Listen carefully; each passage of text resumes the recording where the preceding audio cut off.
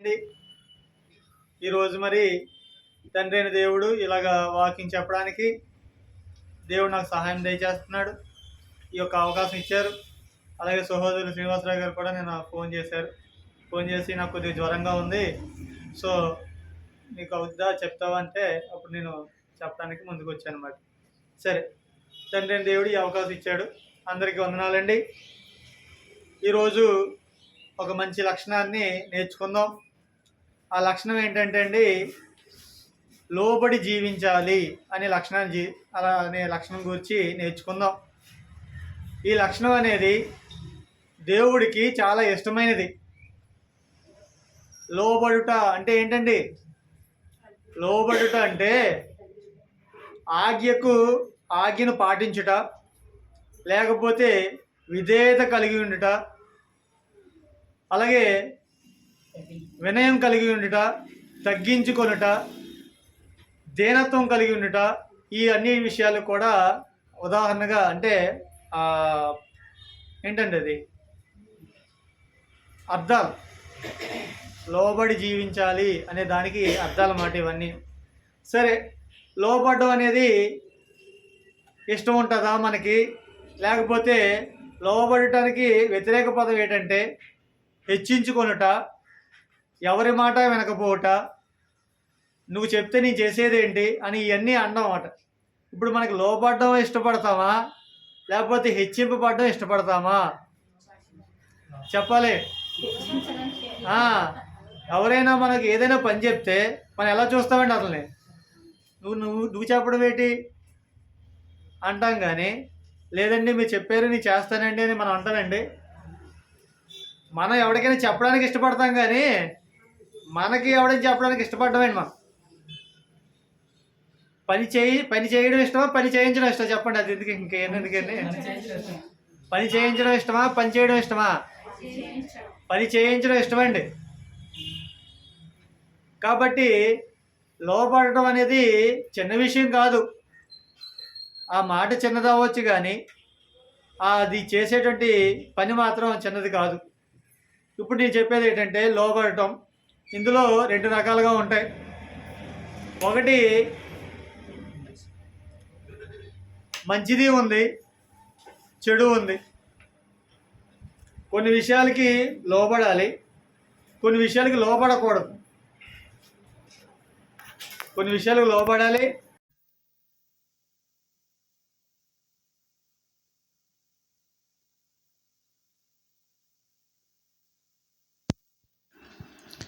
ముందుగా చూసినట్లయితే లోబడటం అనేది మంచికి ఉంది, చెడుకు ఉంది. మంచిలో మళ్ళీ 2 రకాలు. భౌతికంగా ఎవరికి లోబడాలి, ఆత్మీయంగా ఎవరికి లోబడాలి. చెడు అయితే ఒకటే ఉంది, ఇంక దాంట్లో మళ్ళీ మంచి చెడు ఉండదు. అర్థమైందండి?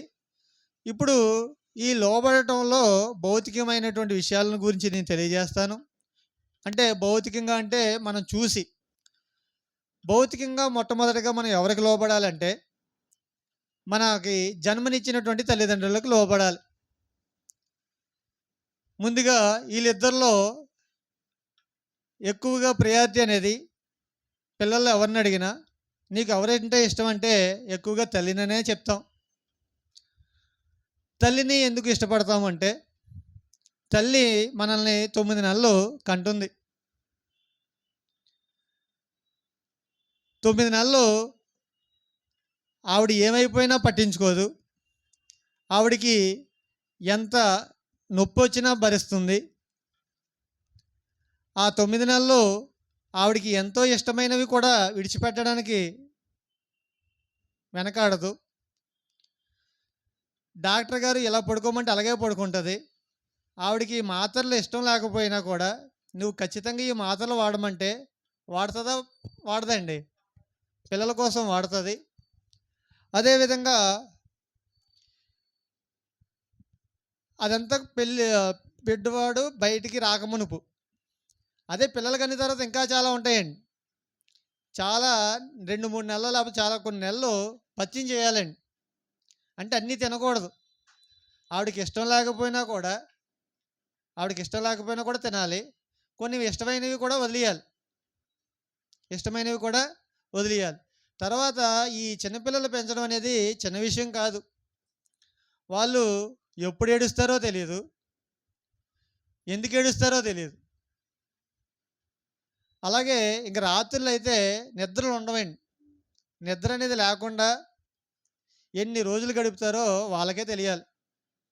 కాబట్టి ఇంత త్యాగం చేస్తుందండి. కొంతమంది అయితే ప్రెగ్నెంట్ అయితే చాలు వాళ్ళు చేసే జాబ్స్ మానేస్తారండి. అంటే పాపం చాలా లేటుగా పిల్లలు పుడతారండి. ఇది ఎక్కడ మిస్ అయిపోద్దో అని చెప్పి ప్రయాణం చేయాలి. ప్రయాణం చేయకుండా ఏమంటారంటే వాళ్ళ ఆయన ఏమంటాడంటే, నువ్వు జాబ్ చేయొద్దు, అవసరమైతే ఇంటి దగ్గర నుండి ఏమైనా పని చేసేటువంటి జాబ్ చూస్తాను, అవసరమైతే మాని, లేకపోతే 6 నెలల్లో ఎన్నో సెలవు పెట్టేయండి అంటారండి, లీవ్ పెట్టేయండి అంటామండి. పిల్లలు పుట్టిన తర్వాత కూడా మానేస్తారండి చాలామంది. ఎందుకంటే వాళ్ళ అత్తమామలు ఉండకపోవచ్చు, లేకపోతే వాళ్ళ అమ్మ నాన్న దగ్గర ఉండకపోవచ్చు, ఎవరు చూస్తారు మరి వాళ్ళని? కాబట్టి జాబ్స్ మానేసేటువంటి తల్లిదండ్రులు కూడా ఉండొచ్చు, తల్లి కూడా ఉండొచ్చు. అదేవిధంగా ఎప్పుడు కూడా ఎక్కువగా తల్లి ఎవరి గురించి ఆలోచిస్తుందంటే, కట్టుకున్న భర్తనైనా కొన్నిసార్లు మర్చిపోద్దేమో కానీ పిల్లలు మాత్రం మర్చిపోదండి. పిల్లలైనా ఖచ్చితంగా ఎప్పుడు కూడా మర్చిపోదు. భర్తనైనా కొద్దిగా చూడకపోవచ్చేమో, భర్తకైనా ఫుడ్ వండకపోవచ్చేమో కానీ పిల్లల కోసమైనా వండుతుందండి ఆవిడ. కాబట్టి మనం మొట్టమొదటిగా ఎవరికి లోబడాలంటే తల్లికి లోబడాలి. మరి రెండవదిగా ఎవరికి లోబడాలంటే తండ్రికి ఖచ్చితంగా లోబడాలి. తండ్రికి ఎందుకు లోబడాలంటే తండ్రి ప్రేమ తెలియదండి. తల్లి ప్రేమ చూపిస్తుంది కాబట్టి అది తెలుస్తుంది, కానీ తండ్రి ప్రేమ తెలియదండి. కానీ ఒక తల్లి అయినా లేకపోతే పిల్లలైనా బాగుపడాలంటే ఆ తండ్రి చేసేటువంటి కష్టం అనేది చాలా ఎక్కువ ఉంటుంది. అది కనబడదు అది. ఒక ఒక వాట్సాప్లో చూశాను. బిడ్డనేమో తల్లి ఎత్తుకుంటుంది. ఆ తల్లి బిడ్డని ఒక గంపలో పెట్టుకొని ఎవరు ఎత్తుకుంటారంటే కింద తండ్రి మోస్తాడండి. మనం ఎక్కడ దాకా చూస్తామంటే బిడ్డ ఏమనుకుంటాడంటే తల్లి నన్ను మోస్తుంది అనుకుంటాం, కానీ కొద్ది కిందకు చూస్తే ఎవరు మోస్తారండి? వాళ్ళిద్దరిని ఎవరు మోస్తారండి? తండ్రి మోస్తాడండి. తండ్రి కనిపించడు. ఆయన ఏదైనా తింటాను అనుకుంటాడు. ఎవరు గుర్తుకొస్తారు తెలుసండి ఆయనకి? ఎవరు గుర్తుకొస్తారండి? పిల్లలు గుర్తుకొస్తారండి. ఎందుకు? 50 రూపాయలది నేను తినేస్తే తినేయచ్చు, కానీ ఇంటి దగ్గర నా పిల్లలు ఉన్నారు అని చెప్పి ఏం చేస్తాడంటే ఆయన తినకుండా ఆ పార్సిల్ చేయించి ఇంటికి తీసుకెళ్తాడండి. ఎందుకండి? పిల్లల కోసం, లేకపోతే ఆ భార్య కోసం. కాబట్టి మనం ఎక్కువగా తల్లినే ప్రేమిస్తాము. అది ఓకే, నిజం, మంచిదే. కానీ తండ్రిని కూడా ప్రేమించాలి, తండ్రిని కూడా లోబడాలి. తండ్రి ప్రేమ కనబడదు. కానీ ప్రపంచంలో ఏ మనిషి అయినా నువ్వు ఎదుగుతుంటే సంతోషించడు, వెనక్కి లాగేవాడే ఉంటాడు, కానీ నువ్వు బాగుపడితే మాత్రం చూసేవాడు ఎవడో ఉండడు. అది ఉండేది ఎవరంటే తండ్రి, తర్వాత తల్లి. అదొక గొప్ప అండి. తండ్రి ఎంత కొనుక్కున్నా సాటిస్ఫాక్షన్ ఉండదండి. కానీ ఒక కొడుకు తను సంపాదించినటువంటి డబ్బును తీసుకొచ్చి ఏదో ఒక మంచి షర్ట్ కానీ, లేకపోతే ప్యాంట్ కానీ, లేకపోతే అతనికి ఏది ఇష్టమో అది కొనిస్తే ఆ ఆనందం అనేది చెప్పలేమండి. అంటే నా నా నేను కన్నటువంటి కొడుకు నాకు ఇచ్చాడు అని ఒక సాటిస్ఫాక్షన్ అండి. అర్థమైందండి? సో మనం ఎలాగనుకుంటామంటే, నేను చేయకపోయినా పర్వాలేదు, నా పిల్లలు చేసినా బాగుండాలి, నా పిల్లలు ఎదగాలి అనుకుంటామండి. తల్లిదండ్రులు ఎలాగనుకుంటారంటే, నేను తినకపోయినా పర్వాలేదు, నేను మంచి కారులో తిరగకపోయినా పర్వాలేదు, నాకు బైక్ లేకపోయినా పర్లేదు, కానీ నా పిల్లలు మాత్రం ఇంకా గొప్పగా ఉండాలి అని కోరుకునే వాళ్ళు ఎవరంటే తల్లిదండ్రులు మాత్రమే కోరుకుంటారు. కాబట్టి మనం ఖచ్చితంగా వారికి లోబడి ఉండాలి. రెండవదిగా ఎవరికి లోబడాలంటే పెద్దవాళ్ళకి. అక్కడ పెద్దవాళ్ళు అనుకోవచ్చు, లేకపోతే గురువులు కూడా అనుకోవచ్చు. మనకి విద్య బోధించేటువంటి గురువులకి లోబడాలి. కానీ ఈ రోజుల్లో అలా లేదు. గురువుల మీదే మనం జోక్స్ వేస్తున్నాము, గురువుల మీదే గురువుల్ని మనం ఏడిపిస్తున్నాము. గురువుల్ని ఇమిటేట్ చేస్తున్నాము. గురువులకి విలువ లేకుండా ఆడ ఈడ అదా ఇదా అని కూడా మాట్లాడతామండి మనం. విన్నారా? వినలేదండి ఎప్పుడును? ఎరా విన్నావా నువ్వు? అంటారా అనరా? ఆ, ఆ, నల్ల టీచర్ వచ్చిందిరా అంటాడు, లేకపోతే పొడుగ్గా ఉన్న టీచర్ వచ్చిందిరా అంటాడు, లేదా అలా పొట్టోడు వచ్చాడురా అంటాడు, లేకపోతే ఇలాగ డిఫరెంట్ వాళ్ళ యొక్క ఎలాగుంటారో దాన్ని బట్టి కూడా అంటారా అనరండి? శశి అంటారా అనరా? ఖచ్చితంగా అంటారు. అదే మ్యాథ్స్ వాడు వచ్చాడురా, ఇంకా లెక్కలు పట్టుకుని తీపించి ఇంకా చెప్పుకుని వెళ్ళిపోతాడురా, ఇంకా మనకు అర్థం అవ్వరా అంటాడు. లేకపోతే వచ్చిందిరా బాబు తినేస్తుంది, ఇంకా ఏది చెప్తే అర్థం అవ్వదంట. కాబట్టి గురువులకి కూడా ఖచ్చితంగా మనం లోబడవలసిందే. ఎందుకంటే తల్లిదండ్రుల తర్వాత మనల్ని భరించేది ఎవరంటే గురువులే. తల్లిదండ్రుల దగ్గర రాత్రి ఉంటామండి, పగలంతా ఉండేది ఎక్కడి దగ్గర అండి? వాళ్ళ దగ్గర స్కూల్లో ఉంటామండి, లేకపోతే కాలేజీలో ఉంటామండి. కాబట్టి మనం ఖచ్చితంగా లోబడవలసింది ఎవరికంటే గురువులకు కూడా లోబడాలి, పెద్దవాళ్ళకు కూడా లోబడవాలి. మరి ఇప్పుడు తల్లిదండ్రులు అయిపోయారు, గురువులు అయ్యారు, తర్వాత ఇంకా ఎవరంటే పని వాళ్ళు ఉన్నారనుకోండి. పని వాళ్ళు ఎవరికి లోబడాలంటే యజమానికి లోబడాలి. పని వాళ్ళు ఉన్నారంటే ఎవరికి లోబడాలండి? అది ఎవరు చెప్పారంటే యోహాను తాను రాసినటువంటి యోహాను సువార్తలో దీంట్లోనే ఉంటుంది. అంటే పనివార్లారా అని చెప్పి చూడండి, పేతురు రాసినటువంటి మొదటి పత్రిక 2వ అధ్యాయము 18వ వచనంలో, పనివార్లారా మీ యజమానులకి వాళ్ళు ఎలాంటి వాళ్ళైనా మీరేం ఏమేవాలి ఖచ్చితంగా లోబడి ఉండండి అని చెప్పండి అని ఉందండి. చదవండి ఒకసారి. పేతురు రాసినటువంటి మొదటి పత్రిక 2వ అధ్యాయము 18వ వచనం. పేతురు రాసినటువంటి మొదటి పత్రిక 2వ అధ్యాయము 18వ వచనం చదవండి.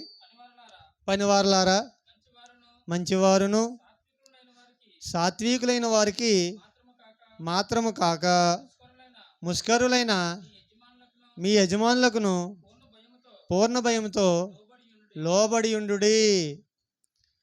పనివారులారా, మంచోళ్ళకి ఎవడైనా లోబడతాడు, అది ఉంది అక్కడ. మీరు లోబడుతున్నారు బాగానే ఉంది. వాళ్ళకే కాదు, ముష్కరులు అంటే చెడ్డవాళ్ళు అయినప్పటికీ కూడా మీరు వాళ్ళకు కూడా లోబడండి అని అన్నాడండి.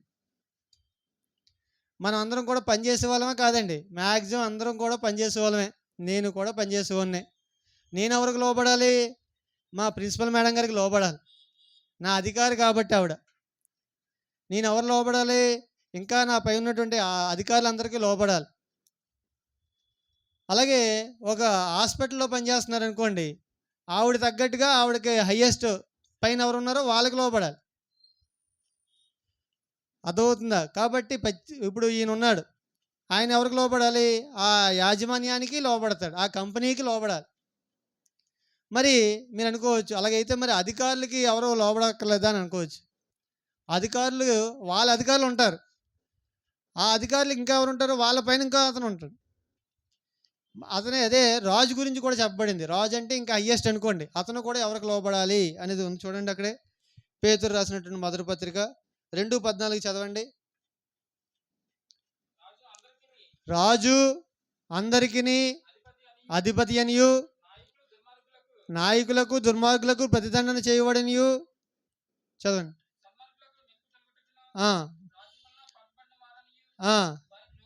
వారికి లోబడి ఉండి.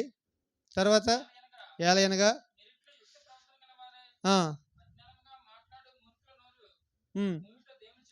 ఓకే.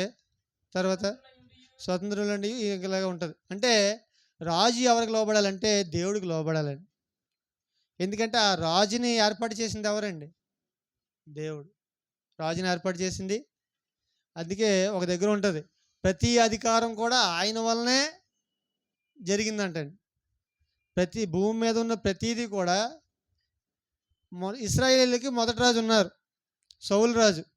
సౌలు రాజుని ఏర్పాటు చేసింది ఎవరండి? దేవుడు. సౌలు రాజుని ఏర్పాటు చేసింది ఎవరండి? దేవుడండి. అంటే రాజుకి రాజు ఎవరంటే దేవుడు, రాజులకు రాజు. కాబట్టి మన దగ్గర ఉన్నటువంటి అందరి గురించి కూడా చెప్పడం జరిగింది. అదేవిధంగా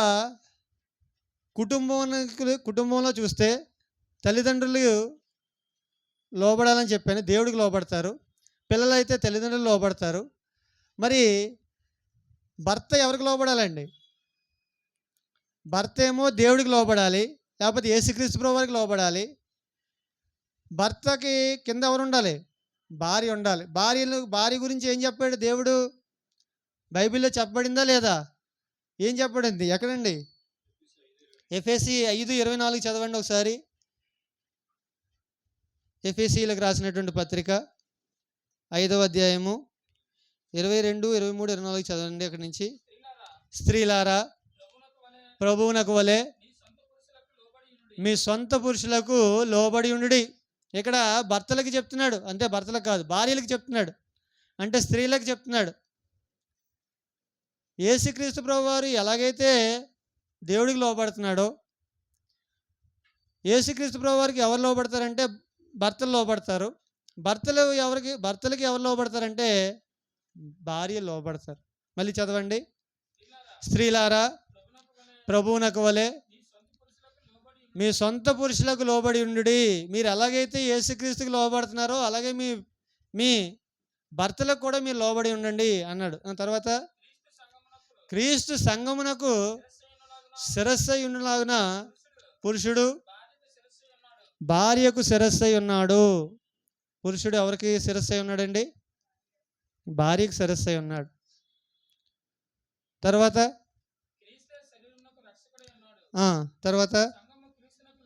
సంఘము క్రీస్తునకు లోబడినట్లుగా భార్యలు కూడా ప్రతి విషయంలోనూ తమ పురుషులకు లోబడి ఉండవలెను. ఇది నేను చెప్పేది కాదు. ఇక్కడ దేవుడు తన గ్రంథంలో రాయించినటువంటి విషయం ఏంటంటే, ప్రతి స్త్రీ కూడా, పెళ్ళైన ప్రతి స్త్రీ కూడా ఎవరికి లోబడాలంటే తన భర్తకి లోబడాలి. అది దేవుడి నియమం. అర్థమైందండి? కాబట్టి పురుషుడైతే యేసుక్రీస్తు ప్రభువారికి లోబడాలి, యేసుక్రీస్తు ప్రభువారు దేవుడికి లోబడతాడు. అది కూడా తర్వాత ఉంది. ఇప్పుడు నేను భౌతికంగా మన కంటికి కనిపించే వారికి ఎవరికి లోబడాలో ఆ విషయాలు తెలియజేశానండి. ముందుగా తల్లిదండ్రులకు లోబడాలి, 2 గురువులకు లోబడాలి, 3 పెద్దవాళ్ళకి లోబడాలి. పెద్దవాళ్ళన్నా గురువులన్నా ఒకటే. తర్వాత పనివాళ్ళు ఎవరికి లోబడాలో చెప్పాను. ఒకవేళ యజమానులు అయితే ఎవరికి లోబడాలో చెప్పాను. తర్వాత రాజు ఎవరికి లోబడాలో కూడా చెప్పాను. అదేవిధంగా ఇవన్నీ భౌతికంగా మనం చూసినటువంటి విషయాలు. మరి ఆత్మ సంబంధంగా మనం ఎవరికి లోబడాలి అనేది ఆలోచిస్తే, మొట్టమొదటిగా మనం ఎవరికి లోబడాలంటే తండ్రి అయిన దేవుడికి లోబడాలి. దేవుడికి లోబడాలి. ఎందుకు లోబడాలమ్మా? దేవుడికి ఎందుకు లోబడాలి? ఎందుకంటే ఈ సృష్టికర్త ఎవరండి? ఈ సృష్టించిన సృష్టికర్త ఎవరు? దేవుడు, యెహోవా దేవుడు. యెహోవా దేవుడికి మన అందరం లోబడాలి. ఎందుకంటే ఈ సృష్టిని చేసిన వాడు దేవుడు. 6 రోజులు సృష్టి చేయడం జరిగింది. 6వ రోజు చివరిలో ఆదాము హవ్వలను సృష్టించారు, తయారు చేశాడు. ఆ ఇద్దరి యొక్క సంతానమే నేడు మనందరం కూడా. ఇంచుమించు 800 కోట్ల మంది ప్రజలు ఉన్నారండి. ఆ ఇద్దరు నుంచి అలాగా ప్రజలు అభివృద్ధి చెందారు. ఆ తర్వాత నోవహు కాలం నాటికి వచ్చేటప్పటికి 8 మంది తప్ప అందరూ చనిపోయారు. ఆ 8 మంది యొక్క సంతానమే మనమండి. 8 మంది యొక్క సంతానమే మనం. కాబట్టి యెహోవా దేవుడికి లోబడాలి. దేవుడు మనకి ఇలా ఉన్నామంటే మనకి ఏమి ఇచ్చాడండి? దేవుడు చేసిన మేలు చెప్పండి. ఇందాక నేను ఫస్ట్లో చెప్పాను, దేవుడు మనకి ఆరోగ్యం ఇచ్చాడని. రెండవది మంచి వాతావరణం ఇచ్చాడు. మూడవది మంచి ఉద్యోగం ఇచ్చి ఉండొచ్చు. నాలుగవది ఇల్లు ఇచ్చాడు, మంచి కుటుంబం ఇచ్చాడు, మంచి భర్తనిచ్చి ఉండొచ్చు, మంచి భార్యనిచ్చి ఉండొచ్చు. మంచి పిల్లల్ని ఇచ్చి ఉండొచ్చు, మంచి సంఘాన్ని ఇచ్చి ఉండొచ్చు, మంచి సువార్థకుని ఇచ్చి ఉండొచ్చు, లేకపోతే మంచి సంఘ సభ్యుల్ని ఇచ్చి ఉండొచ్చు. ఇవన్నీ కూడా ఎవరిచ్చారండి? మనం మనం ఏమైనా సంపాదించుకున్నామా దీంట్లో? మనం ఏమీ కూడా సంపాదించుకోలేదు. అన్నీ కూడా ఎవరిచ్చారండి? దేవుడిచ్చాడు. దేవుడిచ్చాడు. మనకన్నా చాలా దారుణమైనటువంటి స్థితిలో ఉన్నారు చాలామంది. ఇంకొకటి, మనకి దేవుడు అన్ని అవయవాలు ఇచ్చాడు. దేవుడు మనకు అన్ని అవయవాలు ఇచ్చాడండి. ఒక చెయ్యి లేని వాడిని చూస్తే మనం ఎంత అదృష్టవంతులమో తెలుస్తుందండి. ఒక కాలు లేని వాళ్ళని చూస్తే మనం దేవుడు మనల్ని ఎంత దీవించాడో అర్థమవుద్దండి. ఒక కన్ను లేని వాళ్ళని చూస్తే అప్పుడు అర్థమవుద్దండి మనకి. కన్ను లేని వాళ్ళని చూస్తే ఎలా ఉంటుందండి? వాళ్ళు పాపం దేన్ని చూడలేరు. కానీ నేనేమనుకుంటానంటే, మనకన్నా వాళ్ళే గొప్పవాళ్ళు అనుకుంటాను. ఎందుకు చెప్పండి? మనం పాపం చూస్తాం, వాళ్ళు పాపం చేయలేరు. పాపం చేయాలంటే మ్యాక్సిమం ఫస్ట్ చూడాలండి. చూస్తే దురాశ పడితే అప్పుడు అది పాపానికి తీసుకెళ్తుందండి. అంటే దురాశ గర్భం ధరించి పాపమును కనగా పాపం పరిపక్వమై మరణమును కనును అని ఉంటుందండి. ఆ దురాశ అనేది ఎలాగొస్తుంది? చూస్తేనే కదా. కాబట్టి ఇక్కడ దేవుడు మనకు అన్నీ ఇచ్చాడు.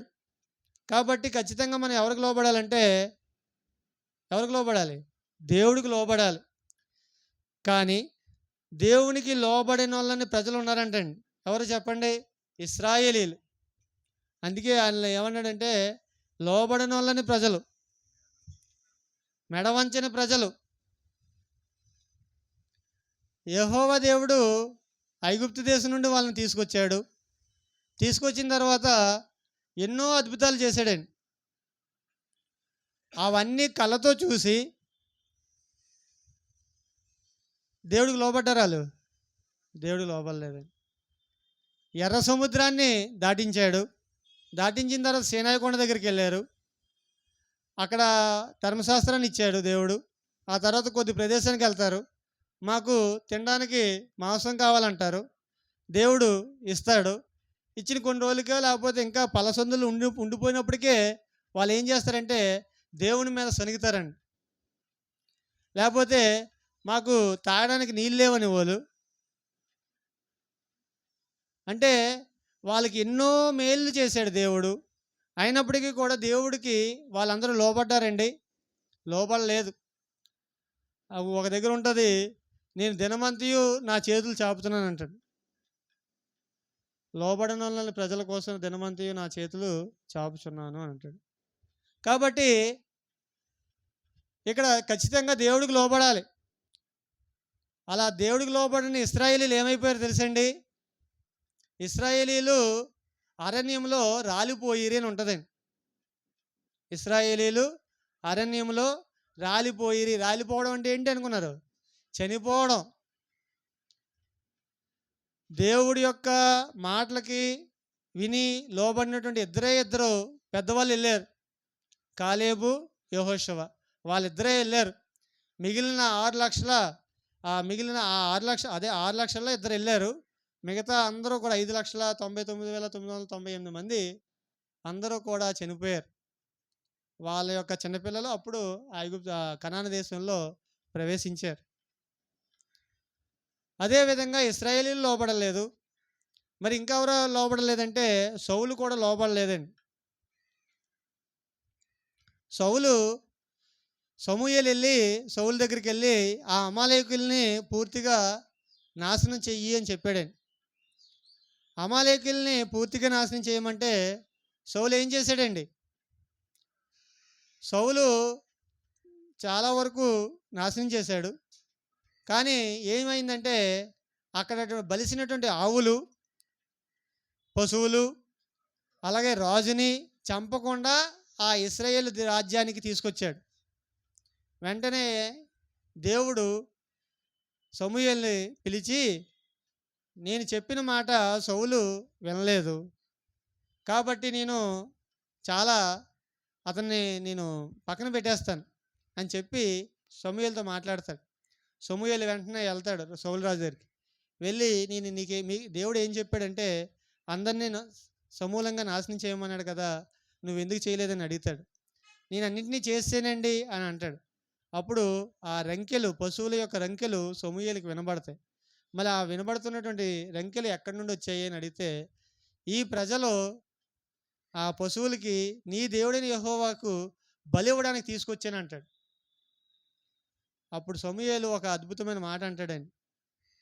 బలి అర్పించుట కంటే యెహోవా మాట వినుట శ్రేష్టము అంటాడు. అంటే ఒకడు మాట వినడం గొప్ప విషయమా, లేకపోతే బలి ఇవ్వడం గొప్ప విషయమా అంటే దేవుడికి ఏది ఇష్టం అంటండి? మాట వినడం ఇష్టమండి. ఇప్పుడు శశి ఉన్నాడు, వాళ్ళమ్మ షాప్కి వెళ్ళరా అని చెప్పింది. నేను షాప్కి వెళ్ళమ్మా, నాకు ఉద్యోగం వచ్చిన తర్వాత నీకు 2 తులాల నెక్లెస్ ఏదో కొంటాను అని అంటాడు. అప్పుడు ఆవిడకి ఏది ఇష్టపడుతుందో చెప్పండి? షాప్కి వెళ్ళడం ఇష్టపడుతుందా, ఆడి జాబ్ వచ్చిన తర్వాత అంటే ఆడు కొంటాడంట. ఏది ఇష్టపడుతుంది ఆవిడ? నాకు షాప్కి వెళ్ళడం ఇప్పుడు ఇష్టంరా, నువ్వు ఇప్పుడు జరిగేది చెప్పరా నాకు, అంతేగాని ఎప్పుడో జరిగేది చెప్తే వేటరా అంటదండి. అలాగా దేవుడు సౌలుకి ఏమన్నాడంటే అమాలేకీయుల్ని పూర్తిగా నాశనం చెయ్యి అని అన్నాడు. అక్కడ నుండి ఏది కూడా ఇంకో రాకూడదు. కానీ సౌలు ఏం చేశాడంటే దేవుడికే అర్పిద్దామని చెప్పి అక్కడ ఉన్న వాటిని తీసుకొచ్చాడు అన్నమాట. అలాగా సౌలు ఫస్ట్ తప్పండి అది. రెండవ తప్పు ఏంటో తెలుసండి? సాహసించి బలి ఇవ్వడం అండి. లేవీలు ఇవ్వాలి, లేకపోతే ప్రధాన యాజకులు ఇవ్వాలి, బలి ఇవ్వాలి. కానీ సౌలు ఏం చేస్తాడంటే సాహసించి లేవీలు ఇవ్వాల్సినటువంటి బలిని ఎవరు అర్పించేస్తారంటే సౌలు అర్పించేస్తాడండి. అక్కడ కూడా సౌలు మాట వెంటండి, లోబడలేదు, దేవుడికి లోబడలేదు. అదేవిధంగా తర్వాత ఇంకా అలా చాలా తప్పులు చేస్తాడు సౌలు. దావీదు సౌలు రాజుకి హెల్ప్ చేశాడు, గొలియాతుని చంపి, లేకపోతే ఇశ్రాయేల్ అందరికీ హెల్ప్ చేశాడు. అలాంటి దావీదుని చంపేయడానికి బయలుదేరుతాడు. అది వదిలేయండి. సౌలు చిన్న కుమార్తెను పెళ్లి చేసుకుంటాడు.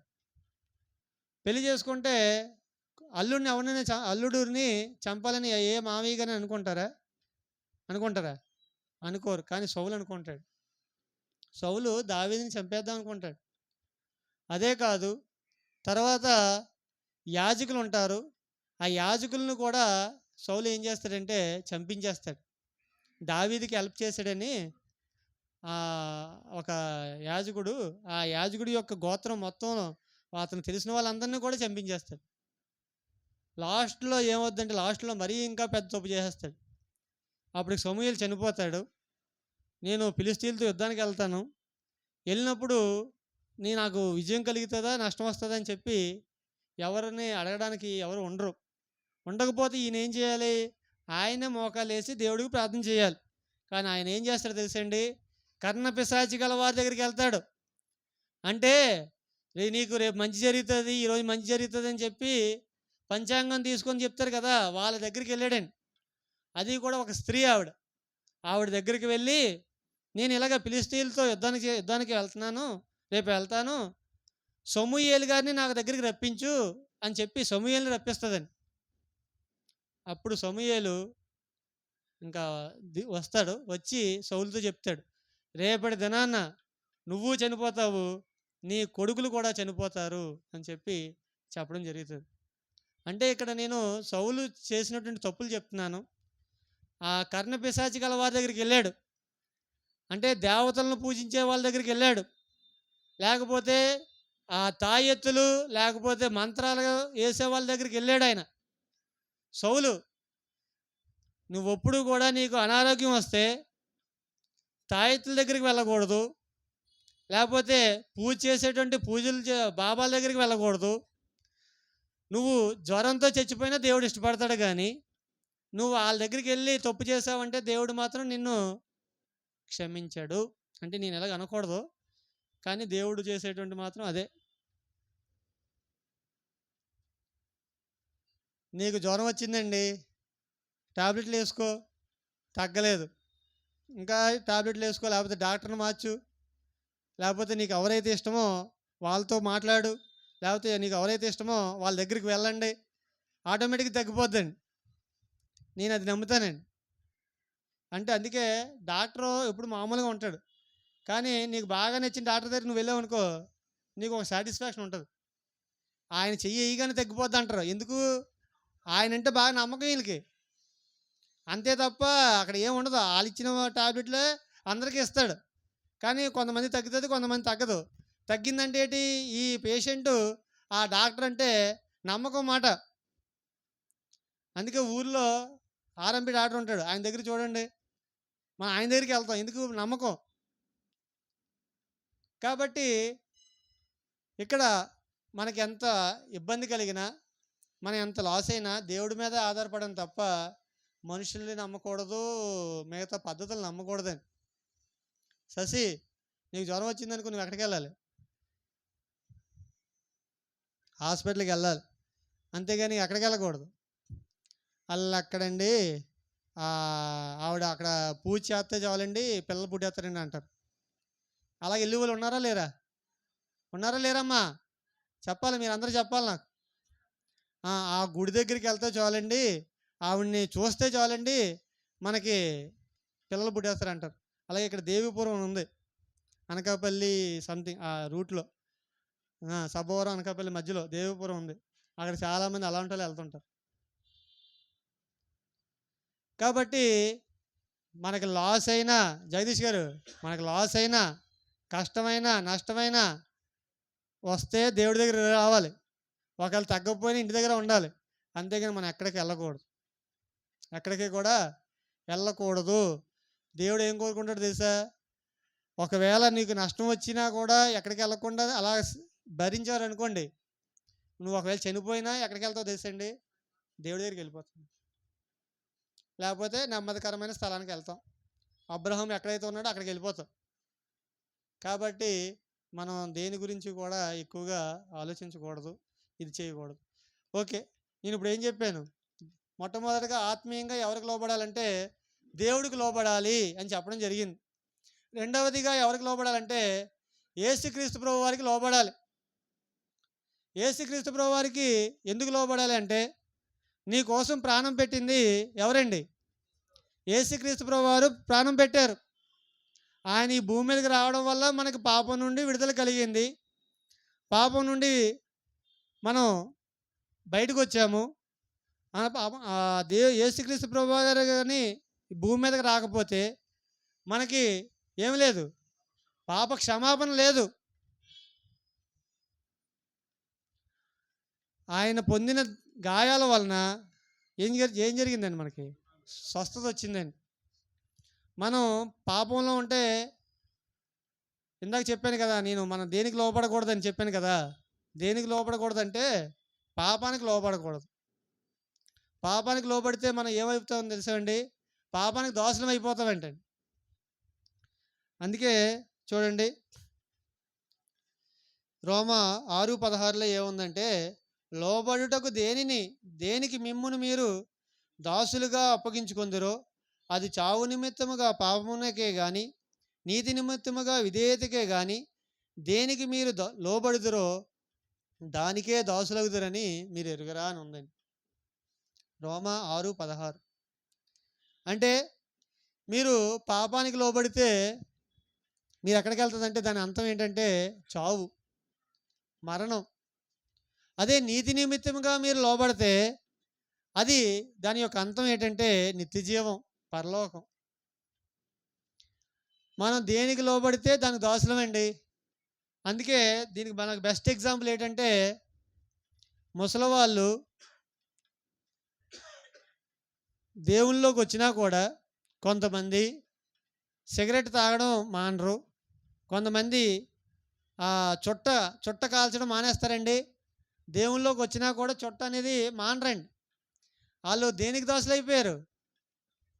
చుట్టకి దోషులైపోయారు. చుట్ట ఆవిడ్ని ఏలుతుంది. కొంతమందికి కొన్ని వీక్నెస్లు ఉంటాయి, అవి మంచివి ఉంటాయి, చెడ్డవి ఉంటాయి. మంచి వాటికైనా దోషులైపోతారు, చెడ్డ వాటికైనా దోషులైపోతారు. ఆడు ఎంత తప్పు చేసినా ఆయన క్షమించేస్తుంది. అది ఆవిడ వీక్నెస్, అది అంతే. అది మంచి విషయంలో. చెడ్డ విషయాల్లో చెప్పాను కదండి, తాగుడు కానీ, లేకపోతే చుట్టలు కాల్చడం కానీ, లేకపోతే పాన్ పరాకులు వేయడం కానీ, ఇవన్నీ కూడా అది దానికి దోసలైపోయారు అన్నమాట. వాళ్ళు మానలేరు. నేను ఎన్ని మానినా కానీ ఇది మానలేకపోతున్నాను అంటారు. ఎన్ని చేశానండి, ఎన్ని చేసినా నేను మాత్రం దీనికి మానలేకపోయానండి అంటారు. కాబట్టి మనం పాపానికి దోసలుగా ఉండకూడదు. దేనికి దోసలుగా ఉండాలంటే నీతికి దోసలుగా ఉండాలి. ఇక్కడ నేను చెప్పేది ఏంటంటే, రెండో విషయం, ఆత్మ సంబంధమైన విషయాల్లో ఎవరికి లోబడాలంటే యేసుక్రీస్తు ప్రభు వారికి లోబడాలి. యేసుక్రీస్తు ప్రభు వారికి కానీ, దేవుడికి కానీ, యెహోవా దేవుడికి సృష్టి లోబడిందా లోబడలేదు చెప్పండి? సృష్టి లోబడిందండి. ఐగుప్తు దేశం మీదకి 10 రకాలైనటువంటి తెగుళ్ళు రావడం జరిగింది.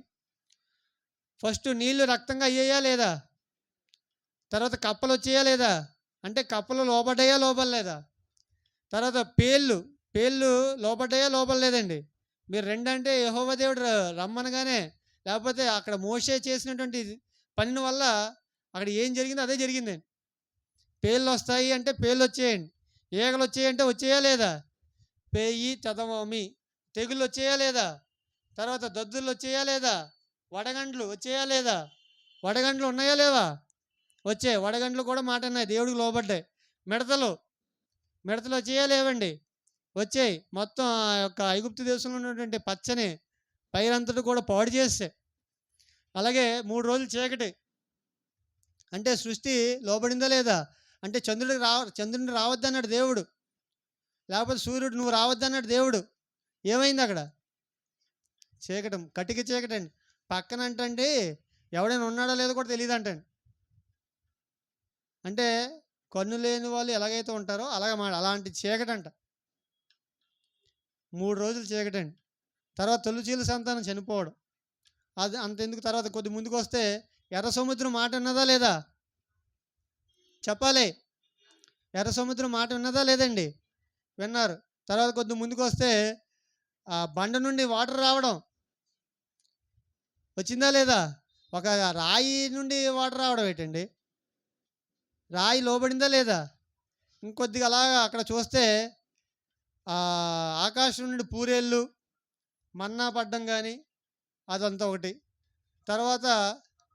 తర్వాత సూర్యుని ఆగిపోమన్నాడండి మోషే, అదే యెహోషువ. ఒక యుద్ధం జరుగుతుంటే నువ్వు అస్తమించడానికి వీలు లేదు, సూర్యుడా నువ్వు గిబియోన్లో నిలువు అని చెప్పాడండి. సూర్యుడు మాట అన్నాడా లేదా? అలాగే పగలు మేఘస్తంభంగా ఇచ్చాడు ఎవరిని? సూర్యుడు. రాత్రేమో అగ్నిస్తంభంగా చంద్రుడిని వాడాడు. అదేవిధంగా యేసుక్రీస్తు ప్రభు వారి గురించి కూడా ఆలోచిస్తే ఆయన మాట కూడా ఎవరు విన్నారో తెలుసండి?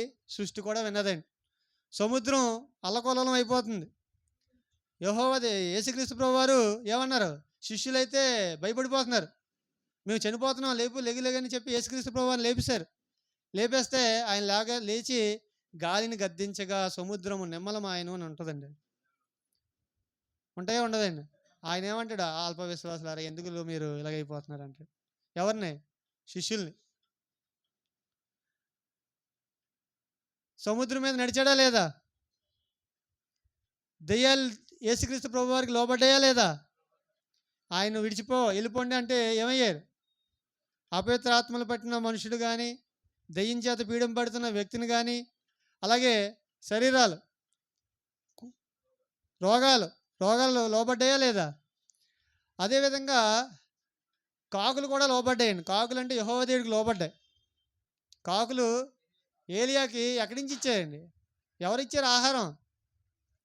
కాకులు లోబడ్డాయండి. ఆ ఈగలు లోబడ్డాయండి. మిడతలు లోబడ్డాయండి.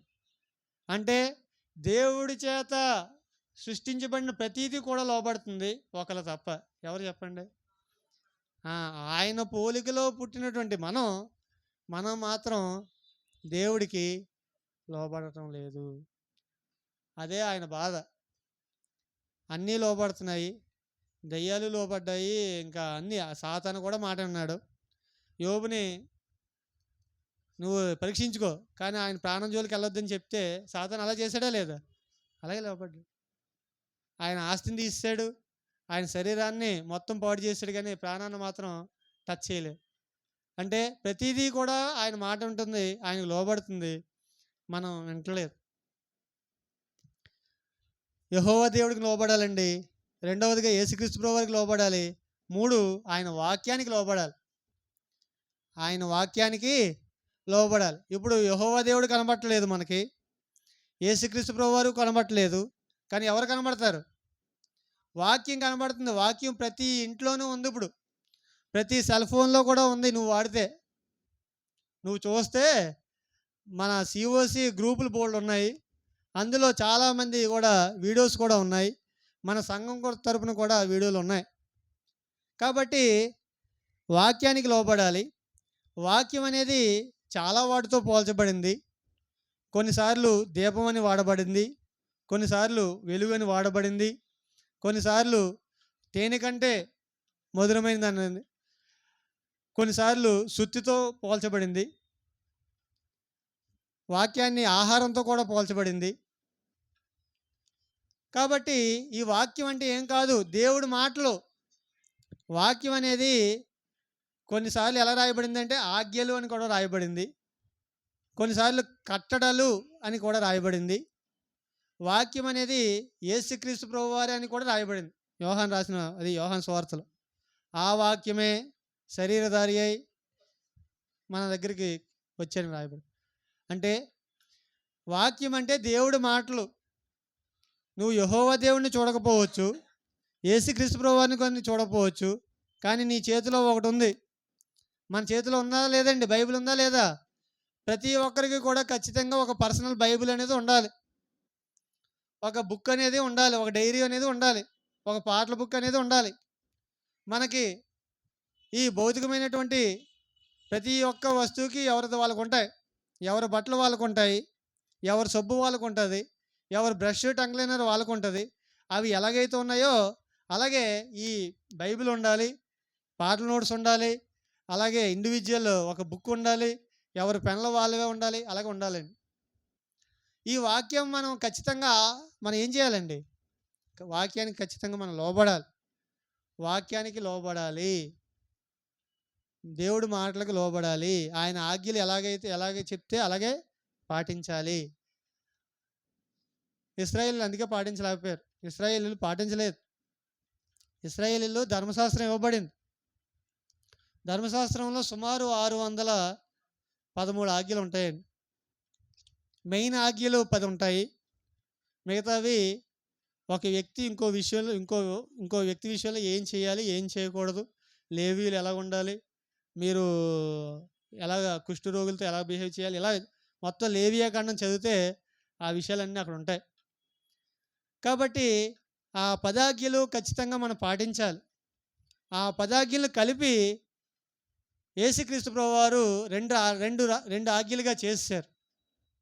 ఆ 10 ఆజ్ఞల్లో 4 ఏమో యెహోవా దేవుడికి సంబంధించినవి, అంటే దేవుడికి సంబంధించినవి. మిగిలిన 6 ఆజ్ఞలేమో ఒక మనిషి విషయంలో పాటించాల్సినటువంటి ఆజ్ఞలు. ఆ 2 ఆజ్ఞలు ఎవరైనా చెప్తారండి? యేసుక్రీస్తు ప్రభువారు క్రొత్త నిబంధనలో 2 ఆజ్ఞల కింద చేయడం జరిగింది.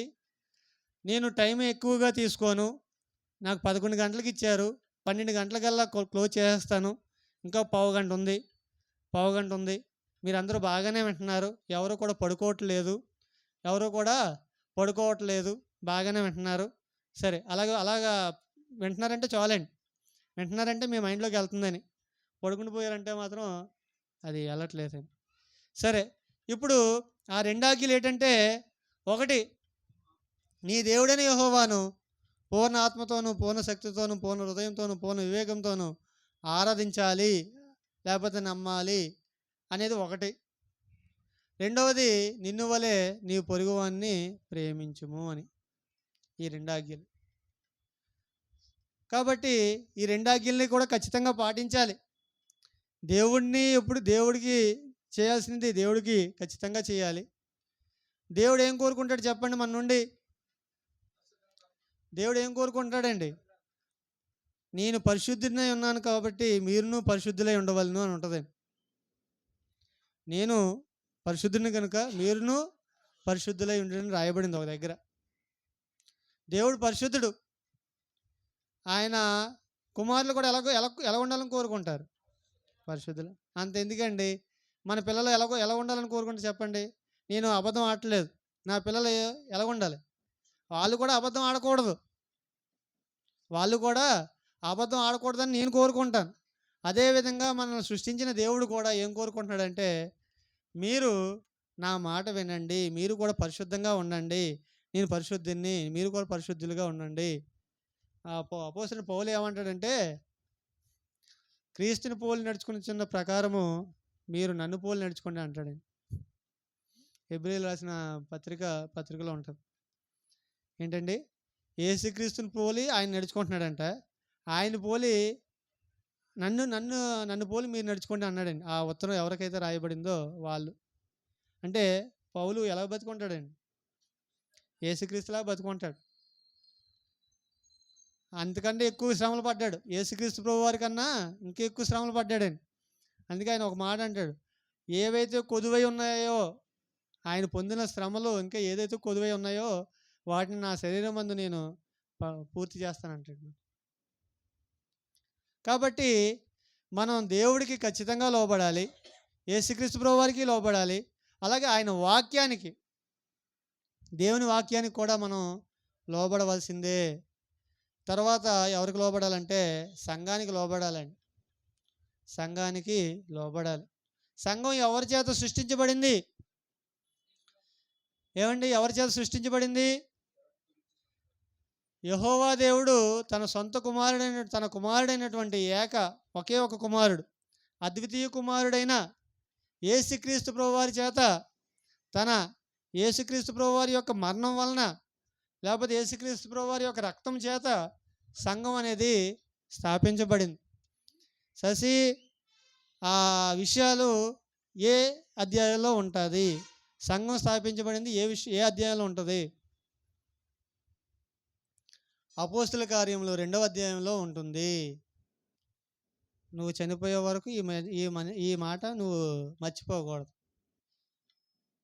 సంఘం అనేది ఎప్పుడు స్థాపించబడిందంటే ఎక్కడ ఉంటుందంటే అపోస్తుల కార్యములు 2వ అధ్యాయము పేతురు ప్రసంగం చేసినప్పుడు పరిశుద్ధాత్మ వలన సంఘం అనేది అక్కడ స్థాపించబడింది. ఆ రోజున ఎంతమంది బాప్తిసం పొందుకున్నారు అని అడుగుతారు. నెక్స్ట్ మించుమించు 3,000 మంది 3,000 మంది పొందుకున్నారు అని చెప్పాలి. ఆ తర్వాత 5,000 మంది అని ఉంటుంది. ఆ తర్వాత దినదినము సంఘము విస్తరించబడుతుందని ఉంటుంది. అర్థమైందా? సో అపోస్తుల కార్యములు 2వ అధ్యాయంలో దేవుడి చేత, యేసుక్రీస్తు ప్రభువారి చేత, లేక పరిశుద్ధాత్మ చేత సంఘం స్థాపించబడింది. అంతేగాని ఒక వ్యక్తి ద్వారా కానీ, లేకపోతే ఒక ఎవరు కలవర్ టెంపుల్ కానీ, సతీష్ బ్రదర్ కానీ, లేకపోతే అనిల్ కుమార్ కానీ, ఇలాంటి వాళ్ళ చేత సృష్టించబడలేదు. పెంతెకోస్తు కానీ, దేవదానం గారు కానీ, జాషువా గారు కానీ, జీవన్ గారు కానీ, వీళ్ళ చేత సృష్టించబడలేదు. అంటే ఒక మనిషి చేత సృష్టించబడలేదు. అది దేవుడి శక్తితోటి, పరిశుద్ధాత్మతోటి సంఘం స్థాపించబడింది. ఆ రోజు వాళ్ళందరూ కూడా యెరూషలేములో మేడగదిలో ఉన్నారండి. ఆ తర్వాత ఆ రోజు పస్కా పండుగ జరుగుతుంది. ఇంచుమించు చాలా దేశాలు ప్రజలందరూ కూడా వచ్చారు. సంఘం అనేది చిన్న విషయం కాదండి. సంఘం అనేది దేవుడి చేత సృష్టించబడింది, దేవుడి చేత నిర్మించబడింది. పరిశుద్ధుల సమూహం అండి సంఘం అంటే. పరిశుద్ధుల సమూహము. అలాగే ఇంకో దగ్గర ఏమంటాడంటే పరిశుద్ధులుగా ఉండుటకు పిలువబడిన వారు ఉంటుందండి. పరిశుద్ధులుగా ఉండుటకు పిలువబడిన వారు. మనం ఇక్కడికి వచ్చిన తర్వాత మరలా వెనక్కి వెళ్ళకూడదు. మనం పరిశుద్ధులుగా ఉండడానికే మనం పిలువబడ్డాం. కాబట్టి అలా బ్రతకడానికే మనం ప్రయత్నం చేయాలి. అర్థమైందమ్మా? నేను భౌతికంగా ఎవరికి లోబడాలో చెప్పాను, ఆత్మ సంబంధంగా ఎవరికి లోబడాలో కూడా చెప్పాను. మీరు అనుకోవచ్చు, మాస్టారు మరి లోబడకపోతే ఏమవుద్ది? అంతే కదండి. కొంతమంది ఎంత మంచి చెప్పినాడు వినండి, వింటారా? వినేవాళ్ళు కూడా వినని వాళ్ళు కూడా ఉన్నారు. మరి వినని వాడి పరిస్థితి ఏంటి? తర్వాత ఇంకో దానికి కూడా లోబడాలండి, నేను మర్చిపోయాను. సువార్తకు లోబడాలండి. సువార్తకు లోబడాలి. సువార్తకు లోబడకపోతే ఏమవుతుందో తెలుసండి, వాళ్ళకి దేవుని ఉగ్రత ఉందండి. మరి ఇప్పుడు దేవుని నమ్ముకోలేని ఈ పరిస్థితి ఏంటండి? అది ఎక్కడ ఉంటుందంటే సువార్త విషయంలో దెస్సలోనికీయులకు రాసిన రెండవ పత్రిక 1:7 దేవుని ఎరగని వారికి అంటే అన్ని జనులు క్రీస్తు సంఘంలోనికి ఎవరైతే ఉన్నారో వారు కాకుండా ఏ మశాఖలో ఉన్నా లేక అన్యులుగా ఉన్నా వాళ్ళందరూ ఎవరంటే దేవుని ఎరగని వారికి మన ప్రభువైన యేసు సువార్తకు లోబడని వారికి ఏముందండి అక్కడ? యేసుక్రీస్తు యొక్క సువార్తకు లోబడిన వారికి ప్రతిదండన చేయనప్పుడు, అంటే ప్రతిదండన అంటే ఏంటండి? తీర్పు అనేది చేసేటప్పుడు చాలా దారుణంగా ఉంటుందండి. ఆ కింద చదివితే మీకు అర్థమవుద్దండి. అర్థమైందా? అంటే దేవుణ్ణి ఎరగని వారికి ప్రతిదండన ఉంది, అలాగే సువార్తకి లోబడిన వారికి ఏముందంటే ప్రతిదండన ఉంది, అంటే తీర్పు అనేది ఉంది. సువార్త కూడా లోబడాలి. మనందరం కూడా లోబడ్డాం కాబట్టి ఇక్కడ దాకా వచ్చామండి. మనం సువార్తకి లోబడ్డాం, ఇక్కడికి వచ్చాము. ఇప్పుడు మనం ఏ విషయాల్లో లోబడుతున్నామా లేదని చెక్ చేసుకోవాలంటే వాక్యానికి లోబడుతున్నామా లేదో చెక్ చేసుకోవాలి, యేసుక్రీస్తు ప్రభువు వారికి లోబడుతున్నామా లేదో చెక్ చేసుకోవాలి, అలాగే తండ్రి అయిన దేవుడికి లోబడుతున్నామా లేదా కూడా చెక్ చేసుకోవాలి. అలాగే భౌతికమైన వాటిల్లో కూడా కొన్ని విషయాలు ఉన్నాయి. మొట్టమొదటిగా ఎవరు? తల్లిదండ్రులు. రెండవది గురువులు కానీ పెద్దవాళ్ళు కానీ. 3 పనివాళ్ళు, యజమానులు. 4 అక్కడ ఒకటి చెప్పలేదు, ప్రభుత్వానికి కూడా మనం లోబడాలండి. ప్రభుత్వానికి కూడా లోబడాలి. అక్కడ రెడ్ సిగ్నల్ పడింది. రెడ్ సిగ్నల్ పడినప్పుడు నువ్వేం చేయాలి? ఆగాలి. ఆగకపోతే ఏమవుద్ది? నీకు ఫోటో తీస్తారు. ఫోటో తీసి నీకు చలానా అనేది వస్తుంది. ఒకటి 1000 రూపాయలు కట్టండనో 2000 కట్టండనో మన సెల్కి మెసేజ్ వస్తుందా లేదా? అంటే ఆజ్ఞని మీరాడు. అక్కడ ఆజ్ఞని మీరడం వల్ల శిక్ష అనేది వచ్చింది. ఖచ్చితంగా దేవుడికి లోబడకపోతే, లేకపోతే యేసుక్రీస్తు ప్రభువు వారికి లోబడకపోతే, సువార్తకు లోబడకపోతే, వాక్యానికి లోబడకపోతే మనకు కూడా ఒక శిక్ష అనేది ఉంది. దేవుడు ఈ శరీరాన్ని ఇచ్చాడు. ఈ శరీరాన్ని దేనికి వాడాలి? మంచిగా వాడాలి. ఈ అవయవాలని మంచిగా ఉపయోగించుకోవాలండి. చావుకి లోనైన దానికి చేయకూడదు. నీతికి దాసులుగా చేసుకోవాలి. శరీరాన్ని నీతికి దాసులుగా చేసుకోవాలి. మరి ఇప్పుడు దాకా చూస్తే ఇవన్నీ చెప్పాను కదండి. ఇవన్నిటిని పాటించిన వ్యక్తి ఎవరంటే యేసుక్రీస్తు ప్రభువారు. ఒక బెస్ట్ ఎగ్జాంపుల్. యేసుక్రీస్తు ప్రభువారు తల్లిదండ్రులు లోబడ్డారా లేదా? చెప్పాలి, అందరూ చెప్పాలి. ఇంక మొత్తం ఇవన్నీ కవర్ అయిపోతారండి. ఆయన ఈ తల్లిదండ్రులు లోబడ్డాడు. తండ్రి ఇద్దరికి కూడా లోబడ్డాడు. ఆయన తండ్రి చాలా చిన్నప్పుడే, యేసుక్రీస్తు ప్రభువారు చిన్నప్పుడే యోసేపు గారు చనిపోయారు. మనకి ఎలా చెప్పగలమంటే, తల్లి ఒక కానాను అనే ఒక ఊరిలో పెళ్లి జరుగుతుంది. పెళ్లి జరిగినప్పుడు అక్కడ మరియ ఒకరితో కనబడుతుందని. యేసేపు గురించి రాయబాలేదు అక్కడ. మరియయు ఆయన కుటుంబ సభ్యులు కూడా పెళ్ళికి పిలువబడ్డారు అని ఉంటుంది. అప్పుడు మనకి అక్కడ ఎవరు కనబడ్డారు? మరియ కనబడుతుంది. తల్లి యేసుక్రీస్తు ప్రభువు వారి దగ్గరికి వచ్చి, ఇలా ద్రాక్షారసం అయిపోయిందంట, మరి చూడంటే నా సమయం ఇంకా రాలేదమ్మా అని చెప్పినా కూడా ఆయన అలాగే చెప్తాడు. కానీ మళ్ళీ ఏం చేస్తాడంటే ఆ నీళ్ళను ఏం చేస్తాడండి? ఆయన ద్రాక్షారసంగా మార్చుతాడు. అంటే మరియ ఉంది. మీకు ఇంకా డౌట్గా ఉందనుకోండి, యేసుక్రీస్తు ప్రభువు వారు సిలువ వేయబడ్డారు. సిలువ వేయబడినప్పుడు అక్కడ మరియ ఒకరితో ఉంటుంది, యేసేపు మనకు కనబడ్డా. ఒకవేళ యేసేపే బ్రతుకుంటే ఆ శిష్యుడైనటువంటి యోహానికి అప్పచెప్పడు కదా. అది బెస్ట్ ఎగ్జాంపుల్. ఇంకా అక్కడైతే క్లియర్ అయిపోద్ది మనకి. యోసేపు లేడు, చనిపోయాడని. అర్థమైందా? చనిపోయినప్పుడు లేడు. అలాగే యేసుక్రీస్తు ప్రభువారు సమాధి అయిపోయారు. అప్పుడు కూడా ఈ శిష్యులందరూ, అదే స్త్రీలందరూ కూడా వెళ్తారు. స్త్రీలు వెళ్తారు, శిష్యులు వెళ్తారు. అక్కడ కూడా యోసేపు ఉన్నట్టుగా మనకి తెలియదు. కాబట్టి యేసుక్రీస్తు ప్రభువారు తన తల్లికి చిన్నప్పటి నుంచి లోబడ్డాడు. అతను చనిపోతున్నప్పుడు కూడా ఆ శిష్యుని, ఆ తల్లి యొక్క బాధ్యతను ఎవరికి అప్పచెప్పాడంటే తన ప్రియ శిష్యుడైనటువంటి యోహానికి అప్పచెప్పడం జరిగింది. మనం కూడా మనం చచ్చే వరకు మన తల్లిదండ్రులను ఖచ్చితంగా చూసుకోవాల్సిన బాధ్యత ప్రతి కొడుకు మీద ఉంది, కూతురు మీద కూడా ఉంది. అర్థమైందా లేదండి? రెండవది ఎవరికి చెప్పానండి? పెద్దవాళ్ళని చెప్పాను, లేకపోతే గురువులని చెప్పాను. యేసుక్రీస్తు ప్రభువారి కన్నా ఒక గురువు అంటే ఎవరండి? ఆయన తండ్రే, యెహోవా దేవుడే. యెహోవా దేవుడే కదండి. మరి యెహోవా దేవుడికి ఆయన లోబడ్డా లేదా? అంతే, లోబడ్డా లేదండి? నేను నా తండ్రి పని నిమిత్తం వచ్చానంటాడు ఆయన.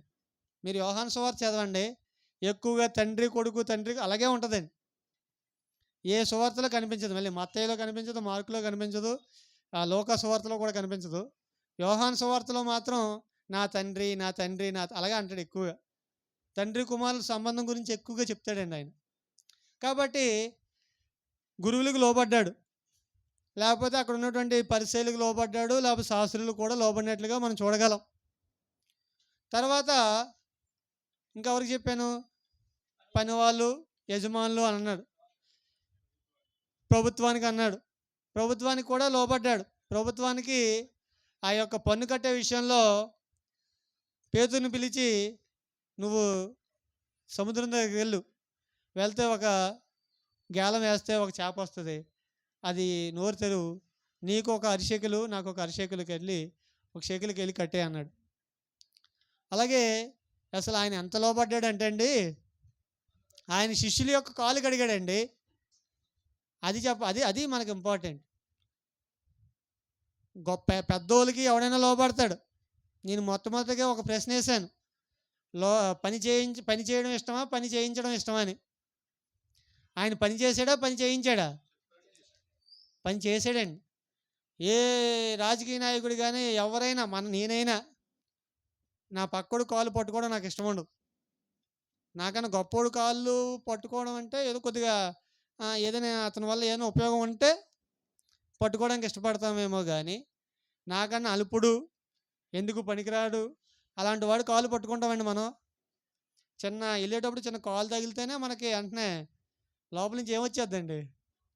కోపం. ఏం చూసి నడలే పెట్టవే అంటారా అనవా? ఏం చేయి తగిలింది అనుకోండి, బస్సులో కానీ లేకపోతే ఎక్కడైనా, వెంటనే మనం ఎలా చూస్తామండి?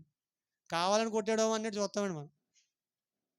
కాబట్టి ఆ ప్రభుత్వానికి లోబడ్డాడు, తర్వాత దేవుడికి లోబడ్డాడు, తర్వాత యేసుక్రీస్తు ప్రభువారు దేవుడికి లోబడ్డాడు, వాక్యానికి లోబడ్డాడు. ఆయన ఏదైతే చెప్పాడో, యెహోవా దేవుడు ఏదైతే చెప్పాడో అలాగే చేశాడు. నువ్వు వెళ్ళి ప్రాణం పెట్టంటే అదే చేశాడు. తర్వాత సంఘం కోసం అసలు ఆయన ప్రాణమే పెట్టాడు. కాబట్టి ఈ రోజున మనం ఒక విషయాన్ని గురించి, ఒక లక్షణం గురించి నేర్చుకున్నాం. లోబడి ఉండాలి, తగ్గించుకోవాలి. ఇంక చివరిగా ఒక హెచ్చరిక, ఒక మాట చెప్పి ముగించేస్తాను. సామెతలు 29:1, ఎన్నిసార్లు గద్దించినను లోబడిన వాడు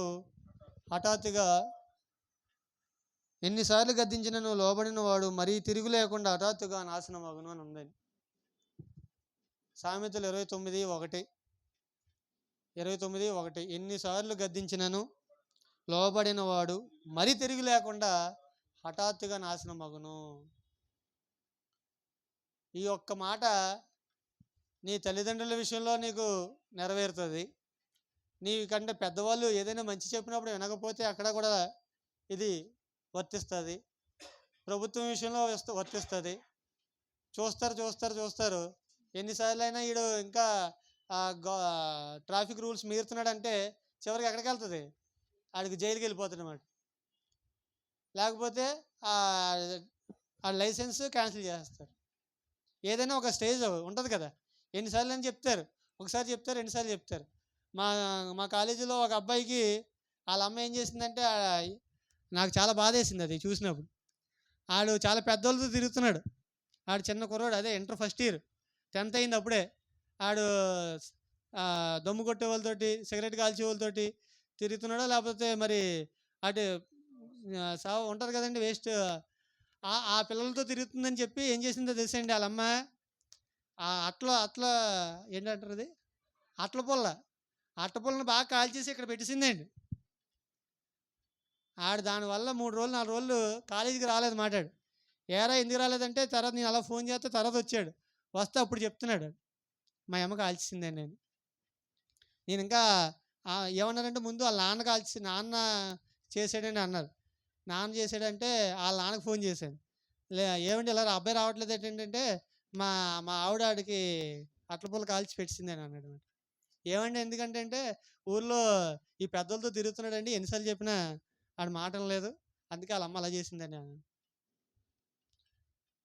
ఆ మచ్చ ఆడు చనిపోయే వరకు అలా మరి ఉండిపోద్ది. అంటే ఇదే చివరికి లాస్ట్ కన్క్లూజన్ ఏంటంటే, నువ్వు ఎన్నిసార్లు తల్లిదండ్రులు చెప్పినా వినకపోయినా, ప్రభుత్వం చెప్పినా వినకపోయినా, పెద్దవాళ్ళు చెప్పినా వినకపోయినా, దేవుడు చెప్పినా వినకపోయినా, యేసుక్రీస్తు ప్రభువారికి నువ్వు లోపడకపోయినా, సంఘానికి నువ్వు లోపడకపోయినా, లేకపోతే దేవుని వాక్యానికి నువ్వు లోపడకపోయినా, సువార్తకు లోపడకపోయినా, చివరికి వెళ్ళేది ఎక్కడికంటే మరీ తిరుగు లేకుండా హఠాత్తుగా నాశనం అయిపోతాము. అసలు ఎవరికి తెలియదు మాట. సడన్గా ఒకేసారి మన పేరు ఆధార్ లిస్టులో లేకుండా అయిపోద్ది అన్నమాట. ఆధార్ కార్డు లిస్టులో మన పేరు లేకుండా అయిపోద్ది. కాబట్టి ఈరోజు మనం ఒక సరైన పాఠమే ఇది చిన్న విషయం కాదు. కాబట్టి మనందరం కూడా లోబడదామండి, మంచికి లోబడదాం, చెడుకి నేను చెప్పట్లేదు. అలా ఆయన ఆ సినిమాకి వెళ్దాం అన్నాడు అనుకోండి, అప్పుడు మీరు తిరగబడాలి, అది చెడుదే. లేకపోతే ప్రతి టైంకి వెళ్ళిపోవచ్చు ఏంటండి, టైంకి అక్కర్లేదు, 11కి వెళ్దాం 12కి వెళ్దాం అని లేట్ చేసేస్తుంది అనుకోండి, అప్పుడు నువ్వు తిరగబడాలి, అప్పుడు నువ్వు ఎదిరించాలి. అంతేగాని ప్రతి విషయంలోనే అదే చెప్తున్నాను, చెడ్డ విషయంలో మనం లోబడక్కర్లేదు, మంచి విషయంలో మాత్రం ఖచ్చితంగా లోబడాలి. ఇది అమ్మ మీకేం చెప్పలేదు నేను, ఇది మీకోసం కాదు, నా కోసం నేను చెప్పుకున్నాను. మీకు ఎలా తీసుకుంటారు అనేది మీ ఇష్టం మాట. ఓకే, నాకు ఈ అవకాశం ఇచ్చిన మీ అందరికి కూడా వందనాలు తెలియజేసుకుంటూ ముగిస్తున్నాను.